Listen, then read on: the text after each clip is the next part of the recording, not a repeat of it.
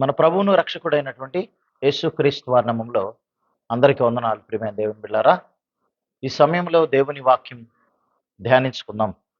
మరి ప్రతి ఉదయకాలంన వాక్యమును ధ్యానిస్తూ ఉన్నాం.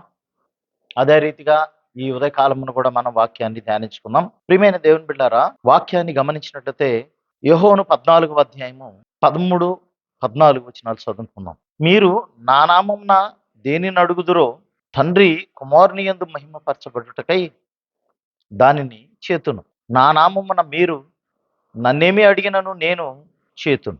ప్రియమైన దేవుని బిడ్డలారా, మనం గమనించినట్లయితే యేసు ప్రభువారి యొక్క నామములో మనం ప్రార్థన చేసినప్పుడు దేవుడు గొప్ప కార్యాలు చేస్తాడు.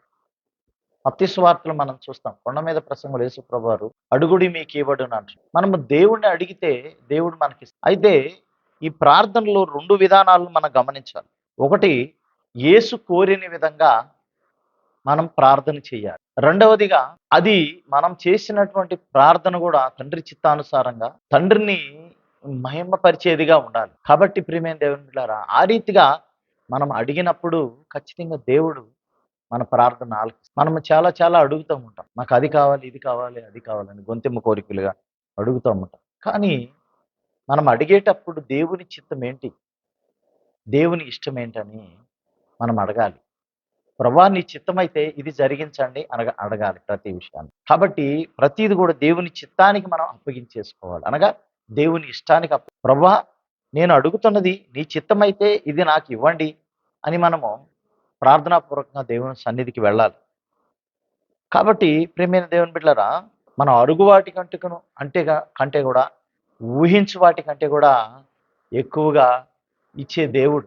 ఎందుకంటే తన పిల్లల ప్రార్థనలకి చెవెగ్గి వారి మొరను ఆలకించడానికి దేవుడు అంట ఎల్లప్పుడూ సిద్ధంగా ఉంటాడు. అందుకని 145 కీర్తనలు అంటాడు, నిజముగా మొరపెట్టి వారికి నేను సమీపముగా ఉంటాను అంటున్నాడు. నిజముగా మొరపెట్టాలి. మనం ఏదో జస్ట్ అట్లా ప్రార్థన చేసేసి వెళ్ళిపోతాం, చాలాసార్లు మర్చిపోతాం. కానీ ఆ ప్యాషన్, ఆ కోరిక, నీతిమంతుల కోరిక దేవుడు నెరవేర్చినట్లు దేవుని చిత్తంలో మనము డిజైర్ ఉండాలి. మనకి ఆ దేవుణ్ణి అడిగేటప్పుడు ప్రభా ఇది నాకు అనుగ్రహించు ప్రభని మనం దేవుణ్ణి అడిగినప్పుడు దేవుడు ఖచ్చితంగా ఇస్తాడు. కాబట్టి ప్రియమైన దేవుని బిడ్డలారా, మరి మనము తండ్రిని మహింపరిచే విధంగా ఉండాలి. అందుకని మొట్టమొదట శిష్యులకు ప్రార్థన నేర్పిస్తే యేసుప్రభువారు అంటారు కదా, పరలోకమందున్న మా తండ్రి నీ నామం పరిశుద్ధపరచబడుగాక, నీ రాజ్యం వచ్చుగాక, నీ చిత్తం పరలోకమందు నెరవేర్చున్నట్లు భూమి యందును నెరవేరుగాక అంటున్నాడు. అంటే తండ్రిని మహింపరుస్తున్నాడు ఆ ప్రార్థనలో, తండ్రిని గణపరుస్తున్నాడు. కాబట్టి మన ప్రార్థనలో కూడా తండ్రిని గణపరచాలి, తండ్రిని మహింపరచాలి, తండ్రిని ఆరాధించాలి, తండ్రి రాజ్యం గురించి మనం మాట్లాడాలి, పరలోక రాజ్యం గురించి. అప్పుడే మనము ఖచ్చితంగా పొందుకోగలరు. యేసుప్రభువారు ఒక మాట మాట్లాడతారు, వారికి పరలోక రాజ్యానికి వెళ్తానికి కొంతమందికి అర్హత సంపాదించుకోలేకపోయారు, వారు వెళ్ళలేకపోయారు పరలోక రాజ్యానికి. వారితో అంటాడు, తండ్రి చిత్తాన్ని బట్టి మీరు నడుచుకోలేదు కాబట్టి పరలోక రాజ్యం మీకు దక్కలేదంట. అది కాదు ప్రభువా, మేము నీ నామములు దయ్యములు వెళ్ళగొట్టాం కదా, స్వస్థతలు చేశాం కదా, అద్భుతాలు చేశాం కదా అని అంటారు. అందుకనే ప్రభా నన్ను పిలిచేవాడు ప్రతివాడు కూడా పరలోక రాజ్యం ప్రవేశింపడు. కానీ ప్రభు చిత్తాన్ని బట్టి ఎవరైతే ప్రార్థన చేస్తూ ప్రభు చిత్తాన్ని బట్టి ఎవరైతే జీవిస్తారో వారికే పరలోక రాజ్యం దక్కుతారు, వారికే స్వస్థత వారే దీవించబడతారు, వారే ఆశీర్వదించబడతారు. కాబట్టి ప్రియమైన దేవుని బిడ్డలారా, మనము ప్రభువును అడిగే విషయంలో మరి మనం ఏది అడిగినా కూడా ఆయన ఇస్తాడు. ఒక ధైర్యం అనేది మనకి దేవుడిచ్చాడు. 1వ యోహానులో మనం చూస్తాం, 5వ అధ్యాయం 14వ వచనంలో అంటాడు, మనం ఏమి అడిగినను ఆయన మన మనవి ఆలకించునని మనం ఎరిగిన ఎడల మనం ఆయనను వేడుకొనినవి మనకు కలిగినవని ఎరుగుదుము. అక్కడ ఏమంటున్నాడంటే, మనం ఏమి అడిగినను ఆయన మన మనవి ఆలకించునని మనం ఎరిగిన ఎడల మనం ఆయన్ని వేడుకొనినవి మనకు కలిగినవని ఎరుగుదుము. అంటే మనం ప్రార్థన చేస్తున్నప్పుడు దేవుడు నా ప్రార్థన ఆలకిస్తాడు అని మనం ఫస్ట్ ఒక కన్ఫర్మేషన్కి వచ్చేసారు. ఎస్, నేనేం ప్రార్థన చేస్తున్నా దేవుడు నా ప్రార్థన వింటున్నాడని మనం ఫస్ట్ విశ్వసించాలి. ఆ విన్న గొప్ప దేవుడు నా ప్రార్థనకు జవాబు ఖచ్చితంగా ఇస్తాడని మనం నమ్మాలి. అప్పుడు దేవుడు ఖచ్చితంగా మన ప్రార్థన ఆలకిస్తాడు. మన ప్రార్థనకు జవాబిస్తాడు.